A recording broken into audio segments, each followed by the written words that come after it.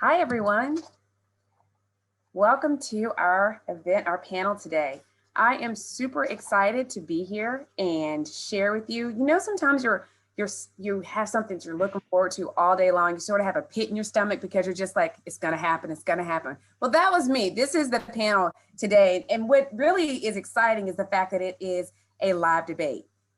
So get ready. These panelists, it's like we're getting ready for a boxing match because we're going to have a live debate. Today's panel, who's passing, who's failing, an honest conversation about academic integrity. Before we get started, there are a couple things I want you to know about this session. We will be live captioning, and if you'd like to turn off the subtitles, please click on the CC button at the bottom of your Zoom screen.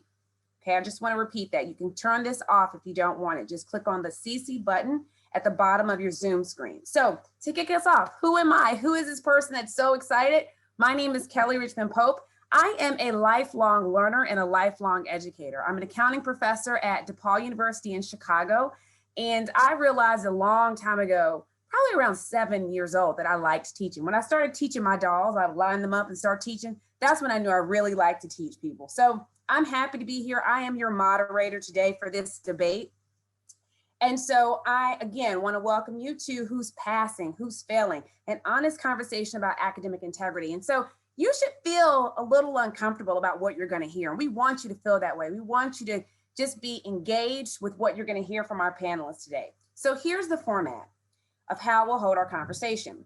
We will begin with brief introductions. Of course, you know, I'm Kelly, and the four fine panelists that are joining us today for the discussion. After that, we will pose the organizing question for this panel to the audience. Before we begin to discuss, we will ask you, the audience, to give us your take on the organizing question. So you make sure you're paying attention because we need you. After that, we will hear from the panelists in a brief opening statement. 2 minutes each, everybody, 2 minutes each, or I'm gonna come in and say something, okay? Then we're gonna get your take on the organizing question. Now, as you're listening, audience, write notes down. Just think about it, just because we're going to get them going. We're going to get them debating. Then we'll move into a moderated discussion during which the panelists are free to agree or disagree with each other, and during which we hope to advance all of our thinking on this topic. And finally, more of the fun continues. We will poll the audience again to see if this conversation helped shift the original poll results in one direction or the other. So with that, let me tell you who's joining the stage. First, we have Danny Shields. Danny Shields, why don't you just wave so we know? Danny Shields, yeah, hey, Danny. He is from City Colleges of Chicago. Danny teaches non-traditional students, and he is a proponent of fostering professional learning communities, promoting digital literacy, and motivating students to make every effort to succeed. So Danny, we're happy to have you. Gianina Baker, next. Gianina, where are you? There we go. Nice to see you. Thank you for being here. National Institute for Learning Outcome Assessments. Gianina provides leadership for her organization and partners with institutions to help determine the best assessment strategies for students' needs at an institutional level. Next, we have Yeukai. Thanks for saying hello, from Arizona State. And Yeukai's research centers on addressing higher education leadership representation through broadening access, inclusion, and equity for underrepresented groups in higher education. Her approach to assessment is higher learner-centric and cognizant of a variety of learning styles among her students. And last, but certainly not least, Jesse Stommel. Jesse, how you doing? All right, Jesse, who is he? He is from Hybrid Pedagogy. Jesse experiments relentlessly with learning interfaces, both digitally and analog, and his research focuses on higher education pedagogy, critical digital pedagogy, and assessment.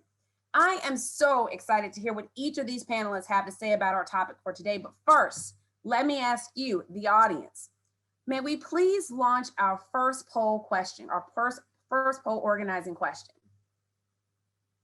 And that question should be on your screen and says, are grades and assessments still the most effective way to measure student success? Please get your votes in. We have 60 seconds on the clock. Are grades and assessments still the most effective way to measure student success?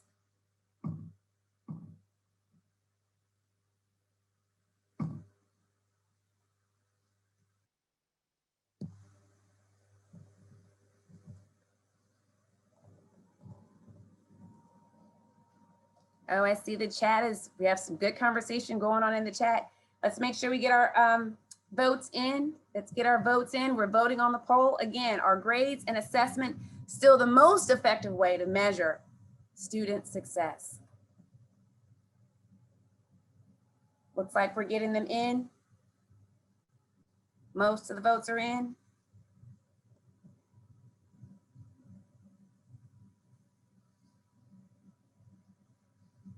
Okay, can we reveal our results to our poll? Look at that. Whoa, 36% said yes, 64% said no. Panelists, take note. We have a debate going on with just our attendees. Now, this is interesting. This is heating up. Okay, panelists, now turning to you. It's time to hear your take. And who should have the honor of going first? I think I'm going to choose my fellow Chicagoan, Danny Shields. Danny, you weigh in on our organizing question. And remember, are grades and assessments still the most effective way to measure student success? You have 2 minutes and it starts now. You're on mute, Danny. Reset the clock. Reset the clock, please. Okay, here we go. 2 minutes starts now. Thank you. Teaching is a priceless human activity. A number of challenges in measuring student success using grades and assessments is that it's difficult to isolate the human impact of effort, motivation, teamwork, and moral character development. In a knowledge-based society, the emphasis on mastering higher order thinking skills are vital for students to ultimately be functioning members of society.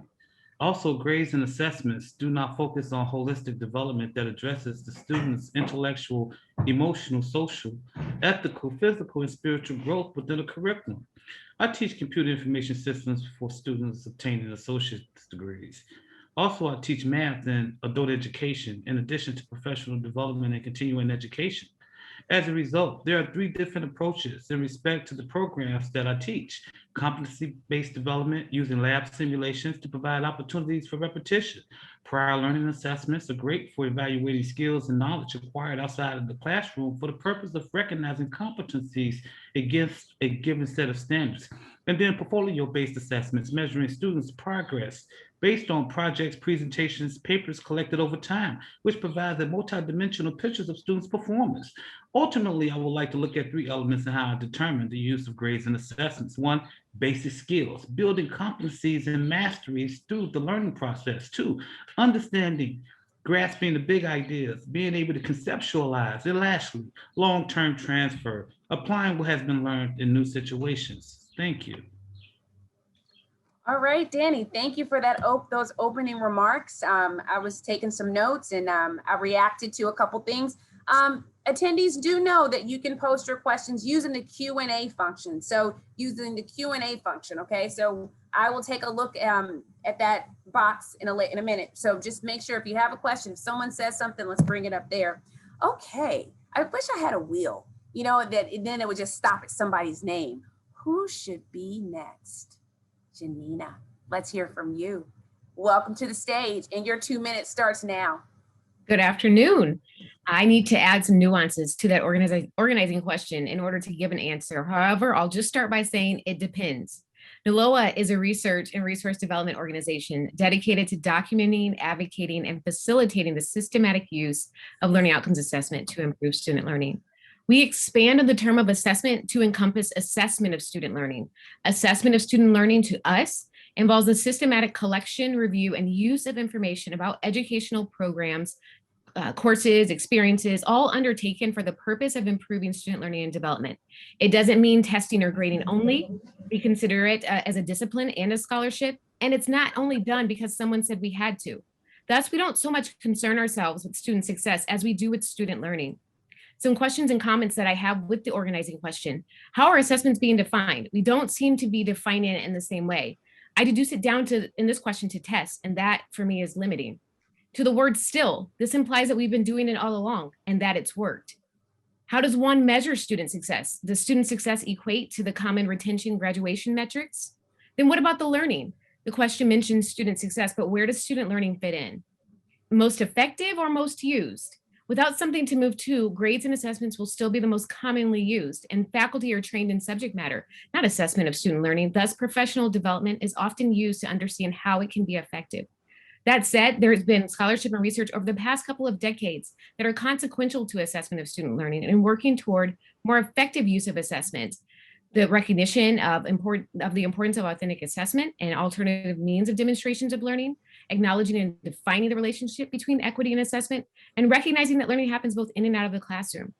Why is this important? We have to critically examine how, why grading, assessment of student learning haven't been effective for certain groups of students, primarily those who were historically excluded from our colleges and universities, and those on the margins to expand on current assessment methods.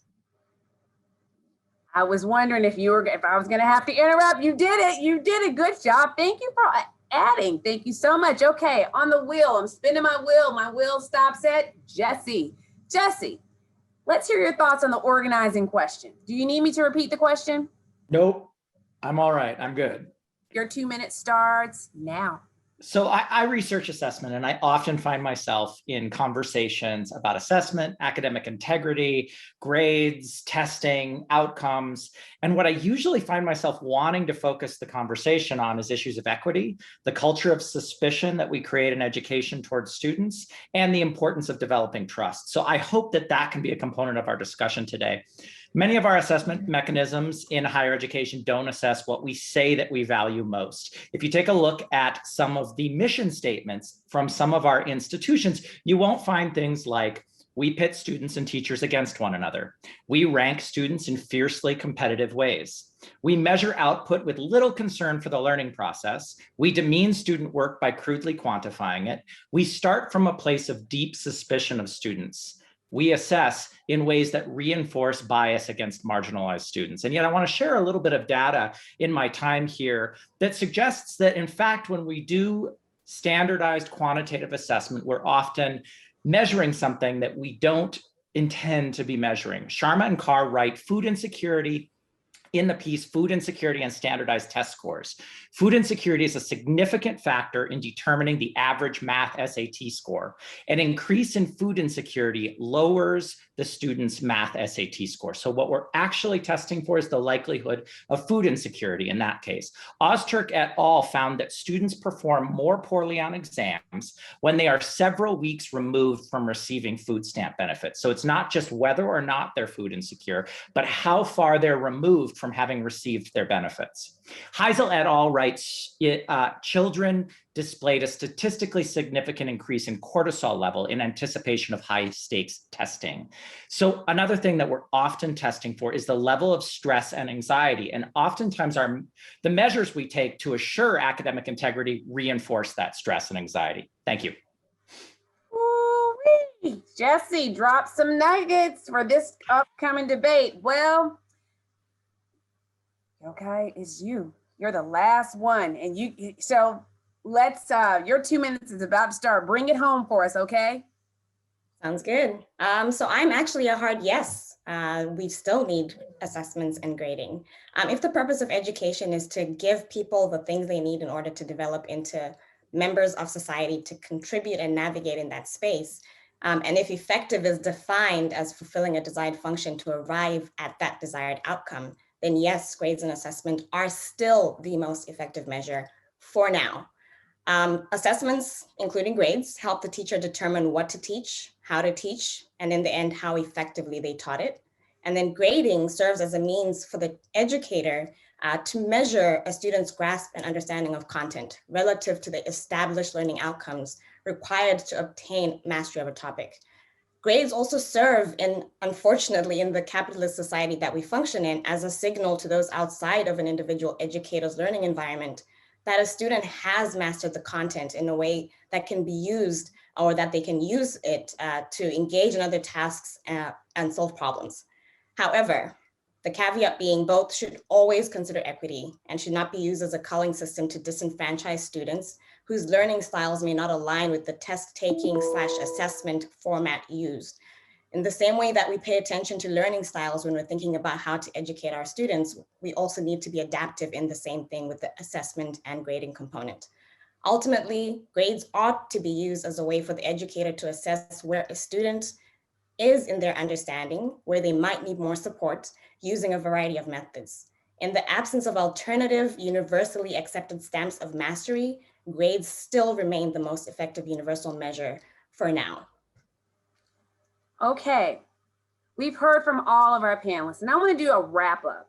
And all I'm going to do, I'm going to restate the question. I'm going to call your name. I want yes, no, or it depends. That's all you can say. Okay. Yes, no, or it depends. You can't say anything that, okay. So Jesse, what are you? Well, let me restate the question. Are grades and assessments still the most effective way to measure student success? Jesse, you're on mute. Everybody make sure you come off mute for this. No, never were. No. Yeukai. Yes. Janina. It depends. Danny. Contextual. It depends. Danny, did you say a word that I didn't give you a choice for? I said yes, no, or it depends. The which choice? It depends. It depends. It depends. I'm a hard yes. So we have a debate, folks. So because we have a split with this panel, I'm going to start with you, Jesse. Jesse, who do you disagree or agree with most from your fellow panelists, and why?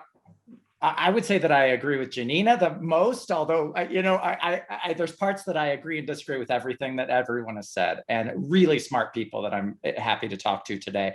The thing that I really agree with is this making a distinction between grades and assessment. And I think that she did that extraordinarily well. Assessment means a lot of things. Assessment, when we learn to walk, I have a 4-year-old. I watched her learn to walk over the last 4 years.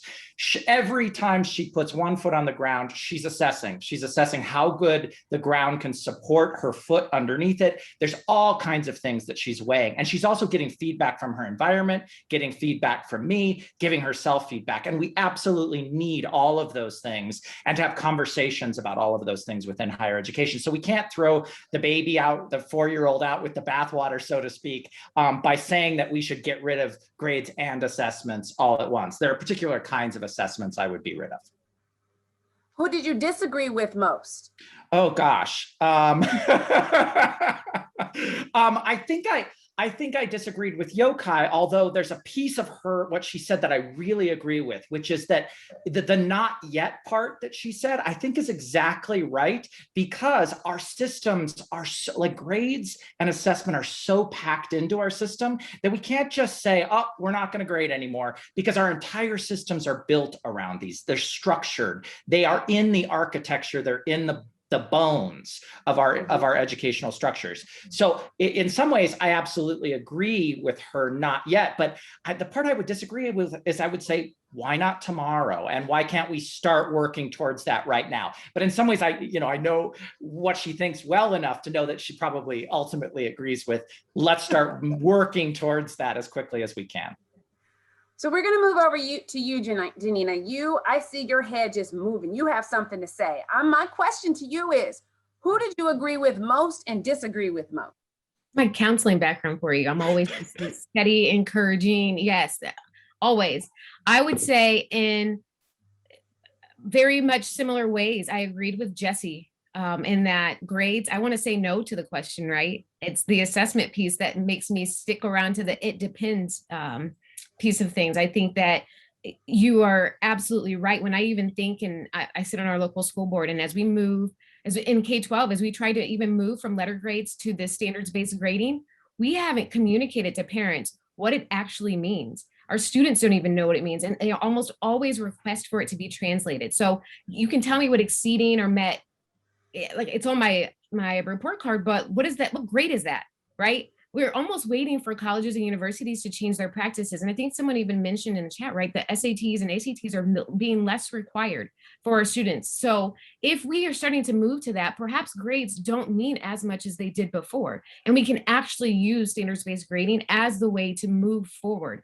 I think that we've had a lot of conversation about, that one test doesn't define you, but how many medical schools rely on the MCAT as their sole admissions requirement? Grades are our standard. I'd say that I disagree with Yeukai in the very same way I think that Jesse described, but at the same time, we haven't moved to, I think you would use the words ought to be used, because there's nothing else yet to use. And if we think about who the grading system was actually built, who actually built it, it didn't look like me. They didn't look or feel like many of the people that are on this panel. And so if we really are intentional about changing the grading system, it perhaps could work, but it doesn't right now. Okay. Danny, make sure you turn your mic on.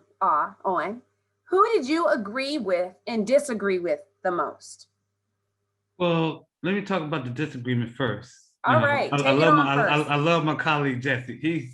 He's spot on with his ideology. Now, me, Chicago, I'm from the Henya Hornets, a dropout, 9th grade, high school, Crane, right? And then I got in some trouble and went to boot camp, and then I realized that I can learn.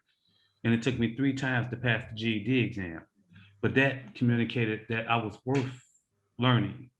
And then it started my track in education. And I think that, initially I was afraid to go to the credit side because of the grades, because I wanted them to evaluate me on my motivation and my determination. But yet I still needed guidance in my ability to study, because I didn't have the techniques, because I didn't do a 4-year high school education. But when I was in high school, it was more about a popularity contest. And as a Black man, in the classroom, I didn't feel accepted. And so I didn't want to promote behavior that insinuated my ability to learn, because then that would be something mocked at in my community. So now I'm looking at it from a student perspective. I had to take that into my profession, knowing the populations that I serve. And the thing is that assessments may not necessarily be important for adults that come in with a vast amount of experience and can be used as a way to gauge learning. But for a high school student that is looking to take the SAT, that is focused on a 4-year college and is looking at doing a computer science degree, that particular student needs to be approached a little different. That student needs to know that the skills that he's learning is building on a foundation that is scaffold on his ability or her ability to perform in the next sequence of the classroom. And then, and so now we're talking about, okay, those for degrees, those that are lifelong learners. But what about basic skills, professional development, where you get a pass or repeat? And I teach those classes too, because I have a set margin of activities that is required for individuals to complete to let me know that they have a spread on basic skills before we start talking about projects. And so it's hard to get away from grades and assessments when those are indicators of proficiency for others to move forward. Now, in retrospect, I agree with Yeukai, because it's critical to understand the context of where an individual is coming from in order to provide remediation. And I think that it's challenging to look at, and I think that it's really important to understand that individualized learning and approaches to group learning and creating professional learning communities where you can teach these particular outcomes that you can backtrack. It's very, very critical, because you want to understand whether or not a process is working, and if you can really adjust the process in the middle so that you can go ahead and understand how students are engaging. And without that context, you really have no direction. Well, Danny, I want to first say this to you, and I want to commend your transparency and vulnerability to even share an aspect of your life with this panel, with this group, with this event, because what I heard you say is that you can empathize in a way because of your growth through learning. And so I really appreciate your willingness to share that, because I as I see the chat, I think that you represent more people than we may think about. And I think you remind us that it's more than grades, it's more than assessment, it's life. Like even with Jesse's comment talking about food insecurity, you know, what we're really saying is these things touch on other aspects of the educational experience. So, you know, thank you for sharing that. We have one person left to offer their who they agreed with or who they disagreed with the most. And so, Yeukai, it's you. You have to bring it home for us. Will do. So in terms of disagreement, I mean, it's kind of obvious. Jesse is a lot way out of the box than what my pragmatist mind can constitute. But I do think even in my disagreement, there is an understanding, right? That I know that the ideal would be something that doesn't require the grading that leads to sort of inequities in the way that he described. Effective for now does not mean it is the best. And so if the question had been posed differently, maybe that would have solicited, come up with a different response. How would you have posed it? I'm just curious. What word would you have swapped out? If is it the best? Is it still the best way to assess learning, right? Because I think the grading and assessments, yes, I think there's still a need for a rubric, a guide of what it is that you're hoping that individuals will learn. Mostly because where I'm teaching right now, Arizona State University, our semester, our course time is really short. So in a 7-week time, I have to be kind of definitive about what it is that you're going to get out of this very, very short learning experience, so that you know what you're kind of getting out of it. And then I also know how to teach around it. Granted, nuances will come in that space. So is it the best? For the grading part, I would probably say maybe not. There are other ways to assess learning. But unfortunately, we are operating in a system that does require some measure to say, hey, you know what it is that you claim to know or that you do know. And that's how we're judging or measuring each other in terms of career opportunities, opportunities in any sort of way, right? So to kind of do away with grades, it leaves open to say, how do you interpret or explain what a person does know or doesn't know relative to what is needed in that space? And so because of that, that's where I kind of lean with Danny, obviously so, but I also do lean with Janina a little bit too, because I think the depends is always going to be important. So what are the things that you need for sure critical understanding? I just think about medical students, right?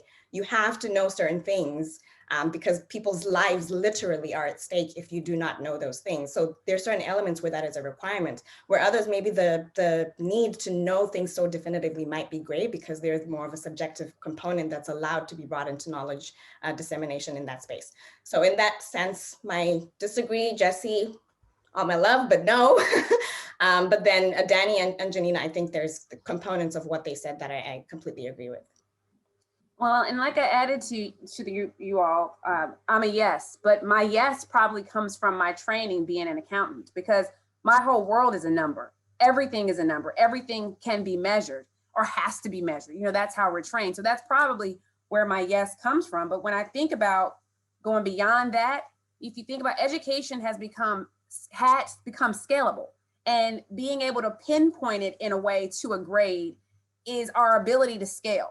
You know, you think about some courses have 200-300 students in them. And so how do you assess learning? What is the other metric you can use if you're not using grades?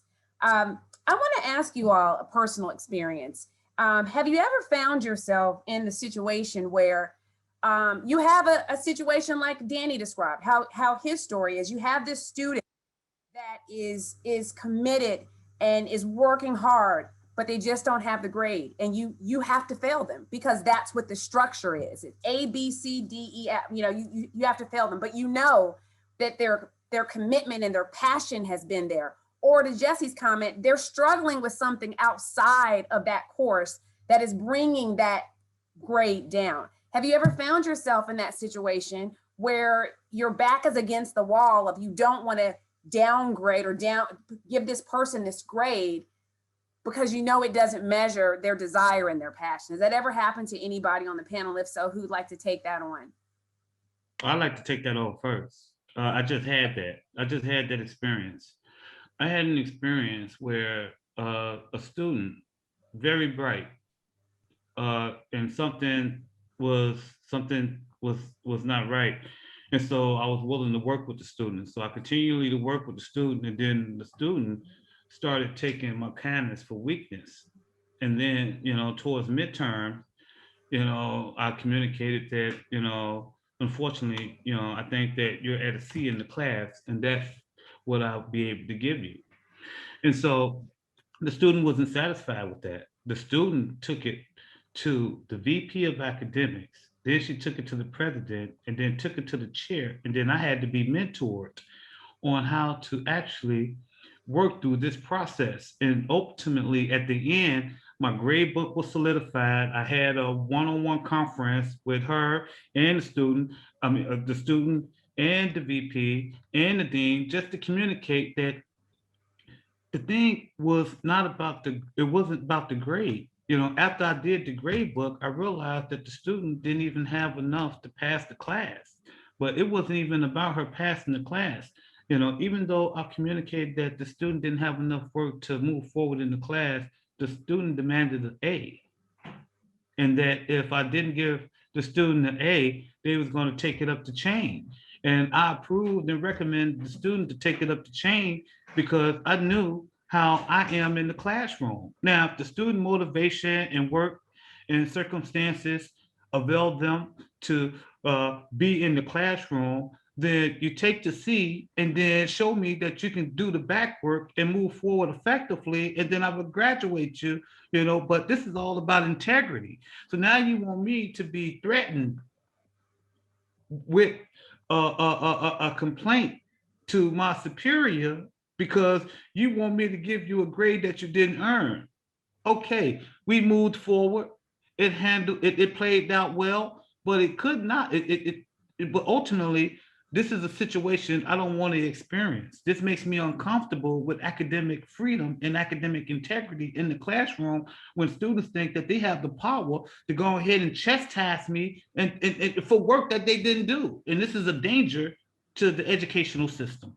Who wants to take this one on now? Jesse, I see you have something to say. I want to start just by supporting Danny because my pedagogical motto is start by trusting students. But I think that there's also another key component is that we need to start by trusting teachers, and institutions need to start by trusting teachers. And I think that the failure in what he described is this structural mechanism that doesn't trust teachers to know what's best in their circumstances with their specific students in their classroom, in their discipline. I'm going to answer the question and with a bit of a provocation. I taught at Georgia Tech, and so I'm going to say yes, I've had that situation a lot. And I'm going to give an example that I taught at Georgia Tech. And in Georgia Tech, they have a scholarship that high school students in the state get called the Hope Scholarship. And the students who get that scholarship have to maintain, I believe when I was teaching there, it was a B average or better in order to maintain their Hope Scholarship. At the end of freshman year, the freshmen I was teaching in freshman writing courses, there was a saying called losing hope, which meant that their grade point meant that they were going to lose the Hope Scholarship. I was teaching homeless students. I was teaching food insecure students. I was teaching unprivileged students. I was teaching international students. Many of the Georgia students who were on the Hope Scholarship desperately needed that in order to stay in school. So what do I do when a student comes to me and says, look, if I get a C in your class, I'm going to lose the Hope Scholarship? One thing I could say is, well, that's your responsibility. The other thing that I could recognize is my own ethos and my own sense of equity that meant I have to take each of these cases on a case-by-case basis. I didn't change grades after the fact, but I have students do a lot of self-evaluation, and they tell me a lot of things about their life. And you better believe I take those things into account when I'm grading the student. So what is our ethical responsibility in that situation? I would say our ethical responsibility is to give that student a B or an A, if it means that they might not be able to eat the next day or the next semester or stay in school.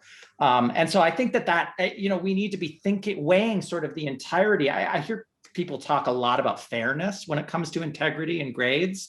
Fairness means recognizing who people are, what their context is, and how that context changes. It doesn't mean comparing apples to apples, because if we do that, every marginalized student will suffer because there isn't a level playing field. And I would add in there, in thinking about that, I think, Kelly, you talked about grades, right, help scale up. And that is a danger in it, because then it's not individualized, Jesse, to your point. So then if what I appreciate about assessment is that it allows for students to give feedback. It allows for you to co-construct with students exactly what we're talking about. And then perhaps at the end, there is a grade. But when you're talking about grading in the way that I think that we all have learned and know and experience, that to me feels very much as people have described that power dynamic between the faculty member and the student, where the student doesn't get to say. And so I agree with Jesse in trying to get to that individualized place. And I think that's maybe where the grading becomes a problem, is when we think of it as currency, right? If we start to think of something else as what is it? Is it really the competency? Is it something else that we're really trying to seek? Maybe that's how we start to change this. And I'll just add, I think maybe how we're seeing grades is maybe the problem, right? If you're using a grade as a determinant or assessment as a way to sort of consistently assess where your students are, ideally they should not be getting to the failing stage without some intervention, right? So you're kind of along the way saying, where you at, what do you need, what do you not understand, what's happening, including if they're not, submitting assignments or doing things that are part of your assessment plan. With that intervention, then in my classes, you have to try hard to fail. My goal is not for you to fail. I will give you every opportunity to figure it out, to make it up, to talk to me, to get right. If you have selectively decided I am not going to participate in this engagement at all, then that is when you're going to fail. But besides that, I'm kind of assessing you all the time and checking in and making sure that you're either on track, or if there's something that I'm missing that needs to be done differently, then I need to pivot to support you to get to that place. Mm-hmm. Just real quick. So I have 3 students. I took them to a baseball game, but they're behind a fence. One student is tall enough to see beyond the fence. Another student is not tall enough, so I called my carpenter and I called the property manager and asked if we put a temporary hole through the fence so that the student could go ahead and see the game. And then another one was too short, so I had to go ahead and bring a crate. He stood on the crate and was able to see the game. And individualized attention, all 3 objectives was accomplished. We all saw the game and we enjoyed ourselves. We reflected after. As I'm watching the chat and I'm listening to you all and I'm thinking, I got a lot of things going on, just like our students often do when they're sitting in the classroom, right? But I have a lot of things going on. And the question as I'm watching the chat is, how do we do individualized assessments for instructors that teach math section courses? There are some of us on this panel, or not on the panel, but in this session that have 200 plus students. So how do you manage that? Jesse, you want to take that on? Sure, I'll just say something briefly and then I can come back to this if people are interested. But I mean, when we have 200 students, and I've taught, I've had maybe 500 students in a term, we have 500 partners in that. And so ultimately, I think trust scales better than almost anything, as long as we do the work that we need to do as educators to put our faith in students. So if we have 300 partners, we get all of those 300 partners doing the work of assessment, assessing themselves, writing about their own learning, processing their own learning. And we're partners in that, but all of that work is not put on us. I'm going to take our conversation back to the basics. And I want each of you all to address this as briefly as you can. What is the difference between, in your opinion? Grade means what and assessment means what? Janina, we'll start with you. In its simplest form, grades, A, B, C, D. I mean, you could add a plus or minus if you choose to, right? Grades, again, I think are those letter grades without feedback. When I think of assessment, I again expand it into assessment of student learning. Again, that could be co-constructed with students, as Jesse just mentioned. All of those 300 partners, right, are a part of that. That we lean on practice, as again, it's a discipline and there's much to be learned about assessment. I think even Danny talked about prior learning assessment and competency-based education. All of these other pieces really help develop the field of assessment that we can lean into and push on. And so I definitely see the difference in that way. And I go next. So, and I wrote it down. For grades is judgment of performance. Assessment is participatory in the improvement process. Okay, all right. Yeukai, what about you? So I would say grades, kind of like Janina said, is a scale of measurement of understanding in my at a particular point in time. So you're kind of just saying what you've learned to date. What is the scale of measurement in a grading in terms of A, B, C, or like a number? And then in terms of assessment, it is just iterative. So you're always trying to have a feedback loop that allows you at different stages of that pathway to determine what the grade is, so you can determine where people are with their level of understanding to then teach differently. Jesse, do you have anything to add to that? Yeah, I'd say that grades are a mechanism for ranking students, and particularly ranking students against one another. And I would say that assessment is a longer process that people are engaged in constantly, whereas grades tend to mark the end of the process. So people often talk about formative versus summative assessment. Are we talking about end of learning, or are we talking about a process that continues throughout the learning? Another distinction I would make is that assessment is a learning process. We learn through assessment, and actually grades fail to communicate in a way that students actually learn from them or through them. Mm-hmm.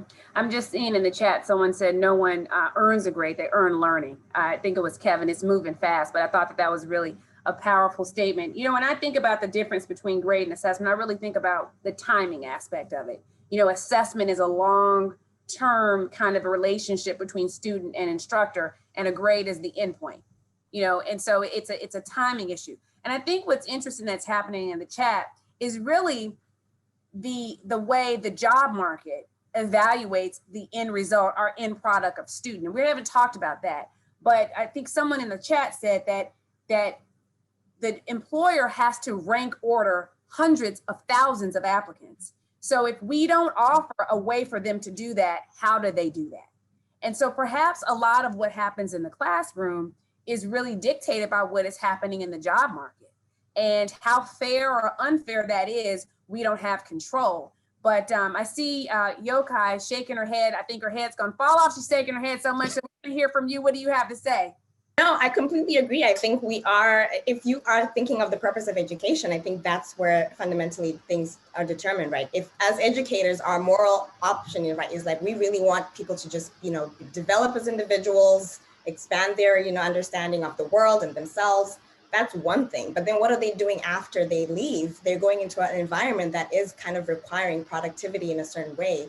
So that's the environment now as educators, unfortunately, right? Like a lot of people are saying, how do you make sure that people are getting jobs? Your, you know, idea of how many students are passing and getting to employment, that's how we are measured as an institution. And so that is what we're teaching to, is where they're going. And that's where they're going. I agree. Well, there's a question I want to pose. I'm looking at the Q&A box, and we haven't touched on this, but I want us to think about it and try all of us to answer it in quick sound bites as we can. This question says, from Susan Juckett, thank you for posting this. How about what a definition of academic integrity is? Who is responsible to uphold it, comply with it, set the workable parameters? Okay. So mic on, testing, mic check, RIP DMX. This is, so I think the previous. Hold on, Danny. Did you just quote DMX? Is that what I heard? Did you just say yes. Mike? What did you say? Yes. Sorry about that. I'm from the projects. He's from the projects. You know, it's one love. It's fine. And particularly, you know, in the work that we do, when we talk about academic integrity, this is what, you know, academic excellence is all about. Your ability to perform and your ability to express, to have feedback, to be engaged, and yet improve on that. You know, and that's the pillar of our of what we are about. And when we talk about workforce development and competency development, so I do the CompTIA, so I'm A+, Net+, and Security Plus certified. I understand the importance of tier skill development. And when we're talking about workforce development, it's important to talk about, okay, what is the competencies to perform on the job? How do individuals relate to teamwork? And how does that translate in individuals seeking additional support to help them grow in the field? How can you allow students to come out of their comfort zone and speak up, to take charge? See, if we don't look at the higher order learning skills that are required for students to be social and mobile, then it's going to be hard for them to understand how to seek guidance and seek help and to seek understanding. And I think that if we look at assessment as a tool for understanding how to seek guidance and feedback and acceptance, then we're on our way to change the whole educational parameter of how we do higher education. Who's responsible for upholding academic integrity? Gianina. I think that's a great question, and almost one that needs to be defined by each institution, maybe even within each class. I think that there are so many definitions of academic integrity itself, or integrity. I think we all even gave one of what we think integrity is. And so it has to be consensus. What is it that we really think of academic integrity here at our institution? And how do we want to see that? And how are we talking to our students about that? I think one thing that, if I build off of what you just asked around hiring, right? Yes, employers might look at grades, but they're moving to this competency-based hiring process. Are we as faculty members teaching our students and translating to our students what this actually means in the classroom? So much along the conversations of what academic integrity means, are we telling them what they're learning and how they're learning it and how this can translate into further education or work? What are we doing within these spaces that can help not only us as faculty members grow, but also as teachers or as students grow? And so I think that if we start to have some of those conversations and really communicate and not just dictate what that is, I think that we might expand on traditional definitions of academic integrity. And it's not just cheating. Jesse or Yeukai, any who's responsible for upholding it, setting it, monitoring? I think I might not be answering the question, but kind of sidestepping the question. But I want to say that I think that it's, in addition to talking about how and when students are meeting standards of academic integrity, we also need to talk about how and when institutions are meeting standards of academic integrity. Does an institution have integrity when it adopts a remote proctoring platform that is abusive and insidious and forces students, and especially marginalized students, to basically give up their privacy and in some ways give up the institution's integrity when they do that? Also, to sort of nod back to the keynote, if our institution has a massive problem with food and housing insecurity, and with students getting their basic needs met, if that isn't an academic issue, if that's not something that we're talking about when we're designing curriculum and building pedagogies, can we talk about that institution as having academic integrity? So I just want to say that ultimately we need to be talking both about students meeting these standards and also institutions. Okay, you want to bring us home on that? Sure. So as preparing for this conversation, I actually pulled up the International Center for Academic Integrity, what they define it as. It's a commitment to 5 values of honesty, trust, fairness, respect, and responsibility, and the courage to act in these ways in the face of adversity. We then turn it into cheating. So if you're struggling, you're not going to cheat, that kind of thing. I'm not and just maybe answering your question, I'm not a fan of academic integrity, how it is used in terms of the policing of cheating. But in terms of who should be upholding it, I think it's a two-way street. It is a relationship between the student and the instructor, right? But if you're starting off your classroom space with this basis of trust that says, listen, I'm not out here to get you. Ultimately, my goal is for you to become a better person. Let me know when you're struggling. Then you don't even have to have those conversations because they're willing to let you know when they're not doing well. Other institutions use honor codes instead of academic integrity sort of ordinances. And the idea is that you hold yourself accountable to being honest in your learning experience, not to be caught out, but to say that if you are not doing well, being honest will also just get you the support that you need to be better. And that seems to work well in most other institutions as well. There's a personal story in the chat that I think is happens to a lot of our students, and it makes me think more of Danny and Jesse's points. And someone wrote, I was a straight A student until I lost financial aid and had to work 40+ hours per week. Food, housing, etc., became my priority. My grades suffered. And that's the story we have to remember as instructors, because our grades and our assessments, as Jesse said, may not be touching upon the real life that people are living through. And whoever posted that, thank you so much again for your willingness to share that, because those are the stories that we have to be reminded of as educators, because there's a lot of responsibility placed upon us. And there's a couple of words that we've used in our talk today that we don't talk about a lot as educators, and that is we have an ethical responsibility, or we have a moral responsibility. And we often don't think about our roles that way. I think I'm an accounting professor. My job is to help them pass the CPA exam and get a job with the big 4 accounting firms. But it's deeper than that. And you have to think about the human side of what our students are dealing with. And so when, Danny, your story and seeing that in the chat, it just reminded me that it's more than our class. It's more than that test.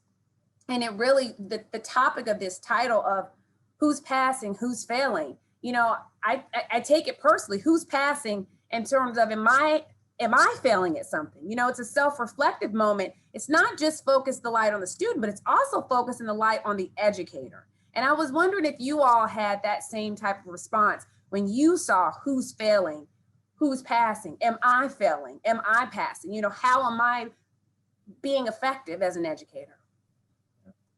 I see a lot of nods. Who wants to start with that, responding to that comment?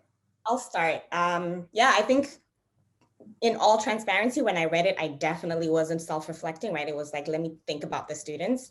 But in terms of, as you're just bringing it up, just how I see it, maybe this is why, like, the idea of, I want to make sure that you leave my classroom knowing what I know you're supposed to know, what I think I've told you, is because it's more maybe partial ego, right? Like, you're going to go to another space and you're going to say the wrong thing, and you're going to say, Dr. Yeukai taught you this, and it's like, that's not accurate information anywhere in the world. There's that component, but the other part too is making sure that they are actually going to be able to use the information and uplift themselves beyond my classroom space. So I do think it should be both. We should also be assessing ourselves as educators to see, like, as we're thinking about grades, is it really like a measure to get them, or is it a way for me to assess, if everyone's getting a C and no one's getting an A, that means there's something I'm not doing right that I need to change or understand better, because my teaching may not be getting to them in the way that I intended it to. Mm-hmm. And so with me, the grades are about design, and they're set up when individuals create activities to free me up so that I can listen, I can hear, and I can speak. And this is the same process for the students. And I have to teach that model in the first few weeks of the class. How to listen, how to hear, how to speak. The grades, they're gonna make themselves. All I need to do is keep the assignments open. If you can't complete the assignments before midterm, then this may not be the time for you to take a class. Now, I do understand circumstances, and let's talk about that. Want to put the conversation on the table, and we can go ahead and have a conversation. And that's how that works. That is how I determine whether or not to extend or to do an academic withdrawal, because financially, I don't want to impact the student as well. So I got to take all of that into consideration, but I also have to practice how to listen, how to hear, and how to speak, because that allows me to modify. And if I do it for one, I do it for the whole class. Something I also think that's happening in the chat is there's a conversation about professions and the importance of grades depending on the profession. And it's interesting to see how the health profession, specifically medical school, pops out as, oh, medical school, we got to have grades there because we have to have the best. But everybody else, oh, it can be subjective. It seems like there's a tone there. We have about a couple minutes left. And Janina and Jesse, between the two of you, whoever has a comment that you're passionate about, we want to hear your lasting thoughts. You got to wrap it up for the whole group for us, because we're going to take our last poll after that. So it's between the two of you. Whoever wants to do it, take it on. Jesse, go. Okay, I'm thinking about this idea of us talking about the present circumstances of students, and I think we also need to recognize that so much brought them to our classrooms, so much life experience before they got there, and so we need to think about that as well. And just a little tiny another tidbit of data from Soraya Shamali. She writes, while Black children make up less than 20% of preschoolers, they make up more than half of out-of-school suspension. Black girls are 12 times more likely than their white counterparts to be suspended. So we're teaching in college. We have to remember that our students have been in an educational system, if we're teaching in college, have been in an educational system for a long time, and there have been a lot of impacts on them. And I think that we also have to remember the same thing about teachers. We're not just our present context. We bring very specific bodies into the classrooms, certain kinds of privilege, certain kind of marginalization, but we also have history that affects who we show up to a classroom as. And we have to sort of be patient with ourselves and recognize that we can't just leave that at the door. I was abused as a kid. I have PTSD. I can't not bring those into a classroom. I can't not bring those into a conversation about academic integrity. So this conversation, I think, is just much larger. And I think a lot of us, all of us know that, but there's just this whole conversation underneath this about so many different things that I hope we can continue having. Well, you guys have been amazing. I told you everybody, an honest conversation, and that's what we have. We not only debated, we learned about a little bit about each of one of you. And so we are going to have our last poll. And so everybody, this is your time. We are close to time, and we're gonna launch our poll again. We're gonna see, are grades and assessments still the most effective way to measure student success? So go ahead, get your answer in. And Janina, I'm bummed I can't take the poll. It doesn't I it doesn't let the panelists take it. Janina, since I didn't get to ask you, what do you think the poll's going to reveal? What would you think? Everything they heard, what do you think? I feel like it's going to be more no. Okay, let's see. Well, we have about 20 more seconds. There's no depend. We're forcing you. You either yes or no. There's no right. We're forcing you to make a choice.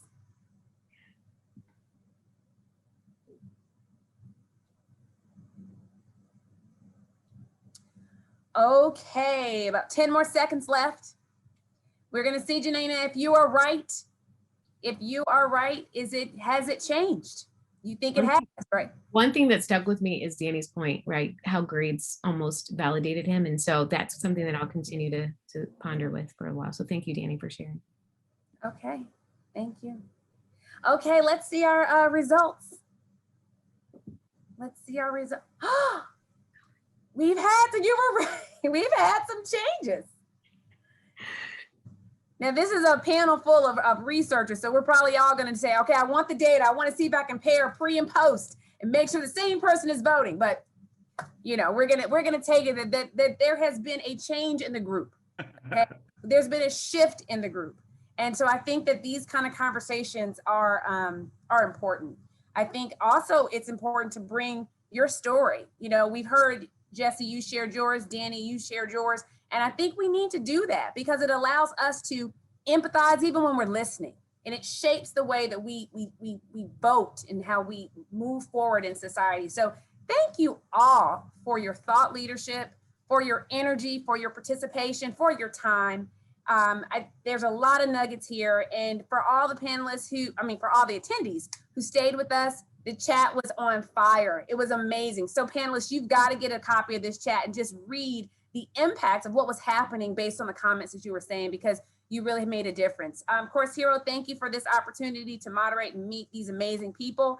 And we have 2 minutes left. Any lasting comments? Anybody can say one thing from the panel, from the panelists. I learned what? One word. I learned, Jesse, I learned that my co-panelists are badasses. Janina, I learned that you're on mute. So I learned that Kelly is a master facilitator. Okay, Danny, I learned that empathy across the curriculum and in the classroom is the art of exploring the moral heart of teaching. Danny, did you just write that out? I just said that. Oh, wow. Okay. And as why do you keep doing this? You bring us home. Yeukai, bring us home. I am literally just seconding what Janina said. You are a phenomenal facilitator. So thank you so much too. You made this so fun. But thank you all. And I think that concludes our session today. I hope to meet you guys somewhere else online one day in the future.